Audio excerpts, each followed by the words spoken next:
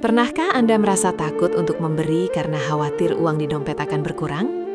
Secara logika matematika manusia, 10 dikurangi 1 pasti hasilnya 9. Hukum ekonomi dunia mengatakan bahwa untuk menumpuk kekayaan, kita harus menyimpan dan mengumpulkan sebanyak mungkin.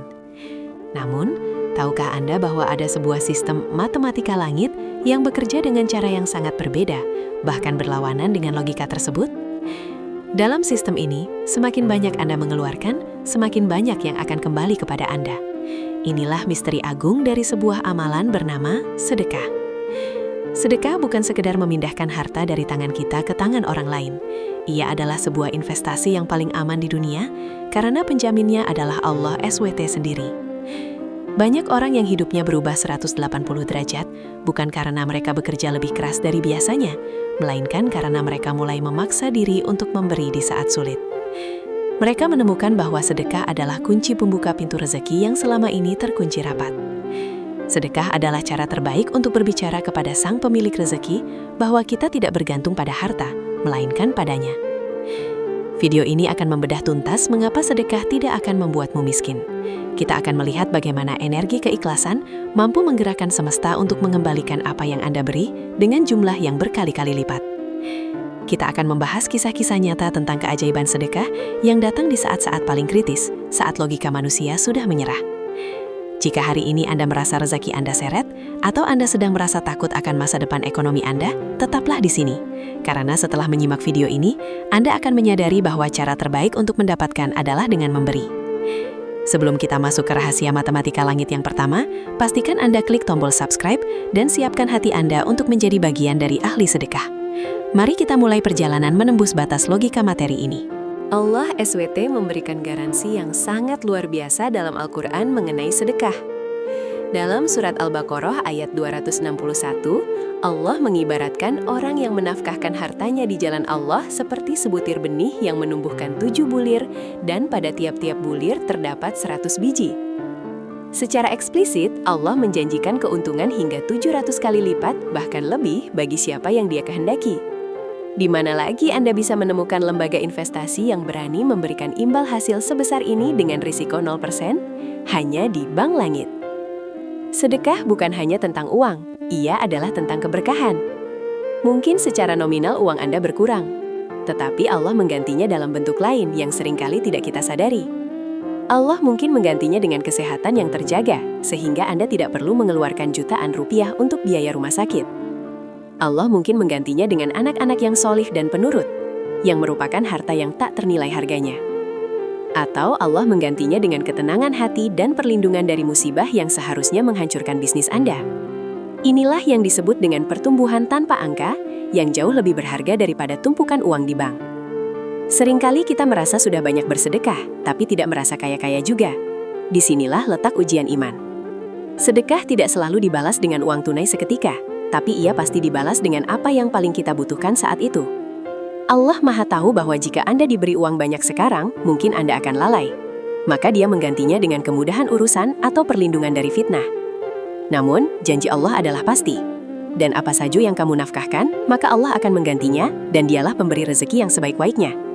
Keyakinan pada janji inilah yang membedakan antara orang yang sekadar memberi dengan orang yang benar-benar berinvestasi kepada Allah. Di bab ini kita belajar bahwa saat kita melepas sesuatu demi Allah, sebenarnya kita tidak kehilangan apapun. Kita hanya sedang menitipkannya kepada Zat yang tidak pernah ingkar janji. Bersedekah saat kita memiliki banyak harta adalah hal yang baik. Namun, bersedekah saat kita sendiri sedang merasa kekurangan adalah sebuah kepahlawanan spiritual. Rasulullah SAW pernah ditanya, sedekah apa yang paling besar pahalanya? Beliau menjawab, yaitu kamu bersedekah saat kamu sehat, merasa kikir, takut miskin, dan mengharap kaya. Inilah yang disebut dengan sedekah al-juhdi, yaitu usaha maksimal di tengah keterbatasan. Saat Anda hanya memiliki uang Rp10.000 terakhir untuk makan, lalu Anda melihat ada orang yang lebih lapar, dan Anda memberikan setengahnya, getaran keikhlasan itu sanggup mengguncang langit. Mengapa sedekah di waktu sempit begitu dahsyat pengaruhnya?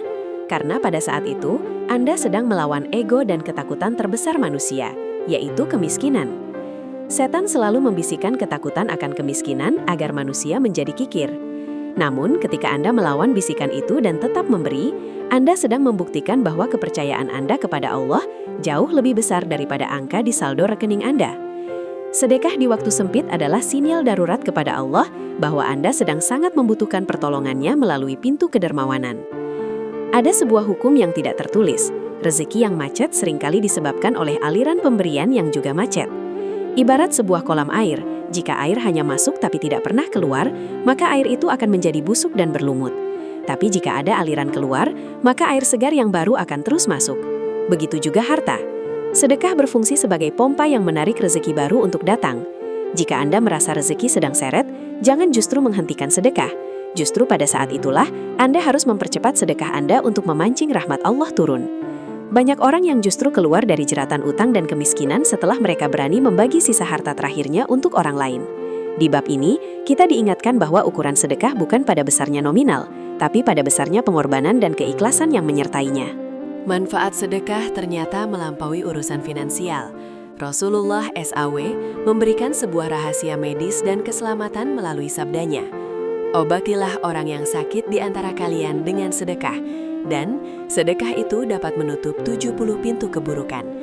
Ini adalah konsep yang sangat dalam. Seringkali, sebuah musibah atau penyakit sudah ditakdirkan akan menimpa seseorang, namun karena ia bersedekah dengan tulus, Allah mengubah takdir tersebut atau meringankannya. Sedekah bertindak sebagai tameng yang menghalangi panah-panah bencana yang sedang melesat ke arah kita. Banyak kisah nyata tentang orang-orang yang secara medis divonis tidak memiliki harapan hidup, namun setelah keluarganya bersedekah secara besar-besaran atau rutin membantu anak yatim, keajaiban kesembuhan itu datang. Mengapa demikian? Karena doa dari orang-orang yang kita bantu, yang merasa sangat tertolong, adalah doa yang langsung menembus arsy tanpa penghalang. Saat orang miskin yang kelaparan itu memakan makanan dari pemberian Anda, dan mereka berbisik, "Ya Allah, berkahilah orang ini."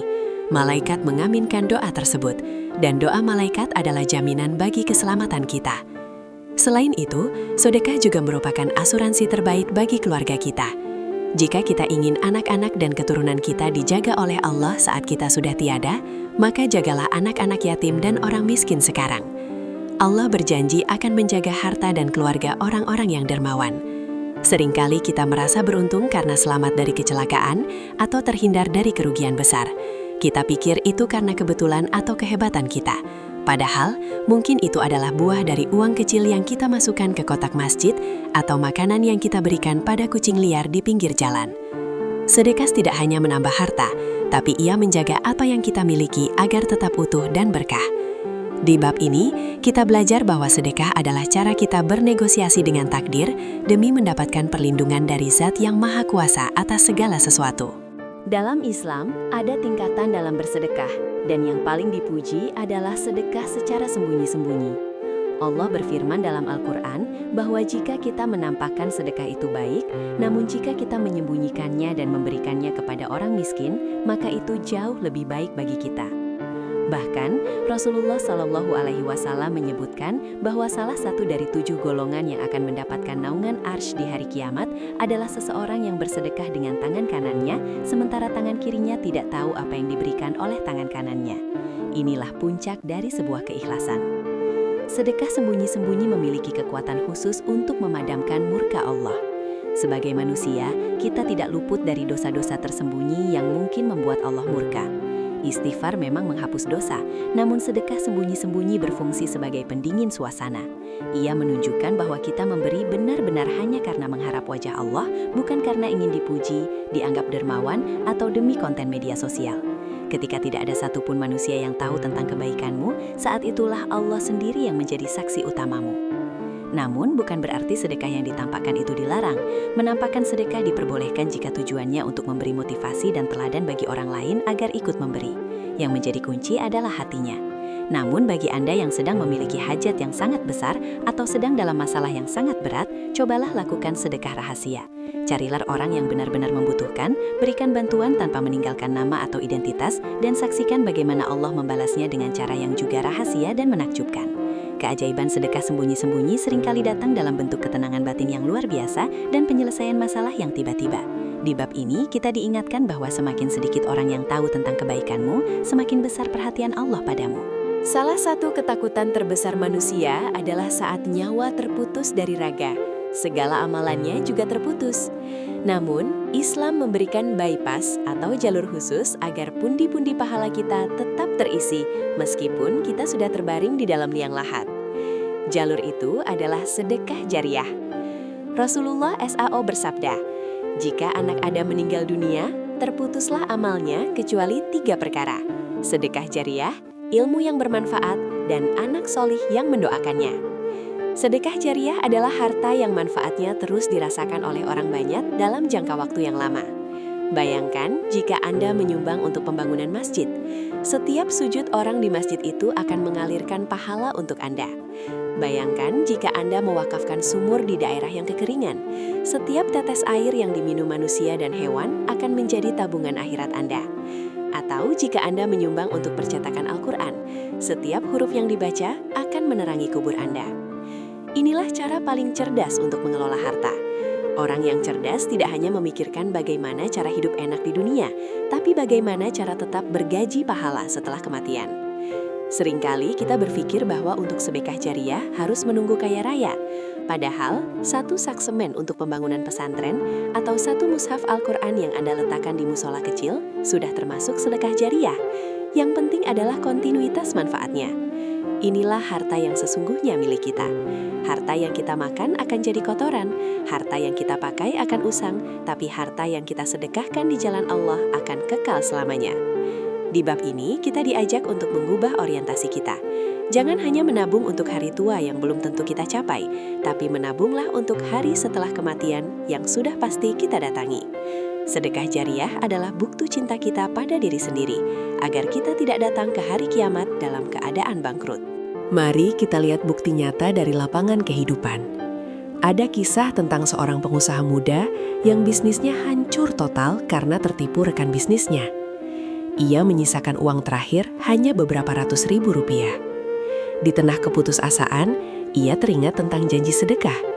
Ia kemudian memutuskan untuk memberikan seluruh uang terakhirnya itu kepada sebuah panti asuhan, seraya berkata, "Ya Allah, ini adalah milikmu yang terakhir di tanganku. Aku titipkan kepadamu." Ajaibnya, beberapa hari kemudian, ia dihubungi oleh klien lama yang tiba-tiba ingin memberikan proyek besar dengan uang muka yang sangat cukup untuk memulai usahanya kembali. Kini, usahanya jauh lebih besar dari sebelumnya dan ia menjadi donatur tetap di panti tersebut. Kisah lain datang dari seorang karyawan sederhana yang rutin memberikan sebagian gajinya untuk memberi makan kucing-kucing jalanan dan membantu biaya sekolah anak tetangganya yang yatim. Meski gajinya kecil, ia tidak pernah merasa kekurangan. Suatu hari, ia mengalami kecelakaan motor yang cukup parah. Namun anehnya, ia sama sekali tidak terluka, hanya motornya saja yang rusak sedikit. Orang-orang yang melihat kejadian itu heran, karena secara logika ia seharusnya mengalami luka serius. Ia yakin itu adalah perlindungan dari Allah berkat doa makhluk-makhluk yang pernah ia bantu. Kisah-kisah seperti ini ada ribuan di sekitar kita. Sedekah memiliki intelijen tersendiri. Ia tahu kapan harus kembali kepada pemiliknya dalam bentuk yang paling tepat. Kadang ia kembali dalam bentuk uang, kadang dalam bentuk keselamatan, atau kadang dalam bentuk kemudahan urusan. Jangan pernah meremehkan bantuan sekecil apapun. Anda tidak pernah tahu, mungkin nasi bungkus yang Anda berikan pada pengemis sore itu adalah alasan mengapa Allah membatalkan musibah kebakaran yang seharusnya menimpa rumah Anda malam harinya. Keajaiban sedekah adalah nyata bagi mereka yang percaya. Di bab ini, kita diajak untuk melihat dunia dengan kacamata iman, bahwa tidak ada satupun kebaikan yang hilang di mata Allah. Sahabat, kita telah sampai pada akhir pembahasan kita tentang dahsyatnya keajaiban sedekah. Pelajaran terpenting yang harus kita bawa pulang adalah, jangan menunggu kaya untuk bersedekah, tapi bersedekahlah agar Allah menjadikanmu kaya. Kaya hati, kaya keberkahan, dan jika Dia kehendaki, kaya harta. Sedekah adalah bukti kejujuran iman kita. Ia adalah cara kita menghancurkan berhala, cinta dunia, yang seringkali bersemayam di hati kita. Jangan biarkan setan menakut-nakuti Anda dengan bayangan kekurangan. Ingatlah, tangan yang di atas lebih baik daripada tangan yang di bawah. Mulailah dari apa yang Anda miliki saat ini. Jika belum mampu memberi jutaan, berilah ribuan. Jika belum mampu memberi uang, berilah tenaga. Jika belum mampu memberi tenaga, berilah senyuman dan doa yang tulus. Allah tidak melihat jumlahnya, tapi Allah melihat seberapa tulus hati yang memberi. Jadikan sedekah sebagai rutinitas harian Anda, seperti halnya makan dan minum. Cobalah tantang diri Anda untuk bersedekah setiap hari, meski hanya sedikit, dan saksikan bagaimana suasana hidup Anda akan berubah menjadi lebih terang dan lapang. Terima kasih telah menyimak konten ini hingga selesai. Semoga apa yang kita bahas hari ini menjadi motivasi bagi saya dan Anda untuk menjadi hamba-hamba Allah yang tangannya selalu terbuka untuk berbagi. Semoga Allah melapangkan rezeki kita semua, memberkahi harta kita, dan menjadikan sedekah kita sebagai penolong kita di hari kiamat kelak. Jika video ini memberikan inspirasi dan manfaat, silahkan klik like, share, dan tulis di kolom komentar. Ya Allah, jadikanlah hamba-Mu ini orang yang gemar berbagi karena-Mu. Saya, Suara Surau. Mari kita tebar kebaikan, karena satu kebaikan kecil dari-Mu bisa berarti dunia bagi orang lain. Wassalamualaikum warahmatullahi wabarakatuh.